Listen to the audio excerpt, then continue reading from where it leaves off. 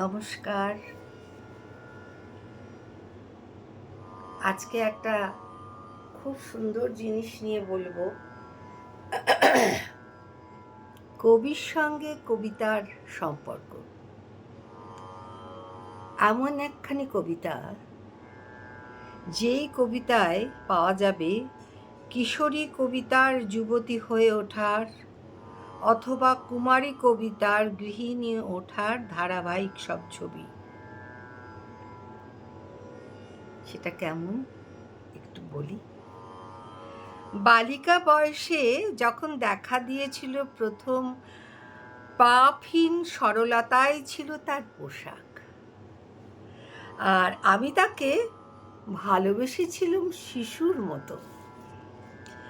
তারপর সে নিজেকে সাজাতে লাগলো, মনের খুশি যখন যেমন চায় তেমনি। তাকে ঘৃণা করতে লাগলাম, কেন জানি না। এমনকি একদিন সে হয়ে গেল রানীর মতো নিজের জমকালো ঐশ্বর্যে। কি যন্ত্রণা, কি তিক্ততা, আর হায় কি তুচ্ছতা। তারপর সে খুলতে লাগলো সাজ পোশাক, দেখে হাসলাম আমি। যত তাড়াতাড়ি পারে সে ফিরে যেতে চাইলো তার সেই আগের সরল পোশাকে। আবার যেন কাছে ফিরে পেলাম তাকে। তারপর সব কিছু খুলে ফেলে আমার সামনে এসে দাঁড়ালো নগ্ন। হে আমার আজীবনের প্রেম, হে কবিতা, নগ্ন এবং আমার চিরদিনের। এ কি শুধু কবিতারই ইতিহাস?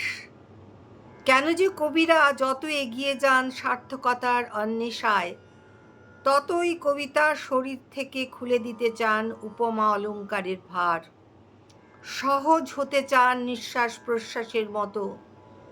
তারই নিদর্শন শুধু? না বুঝি। হয়তো সব শিল্পেরই সার কথা এই 18 লাইনে খোদাই করা আছে।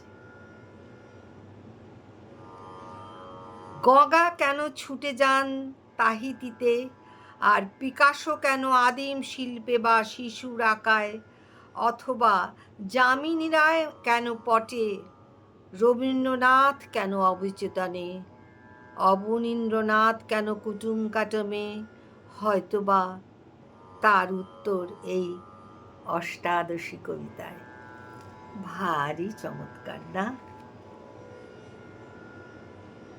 তোমাদের কেমন লাগলো আমাকে জানিও। আমার তো খুব ভালো।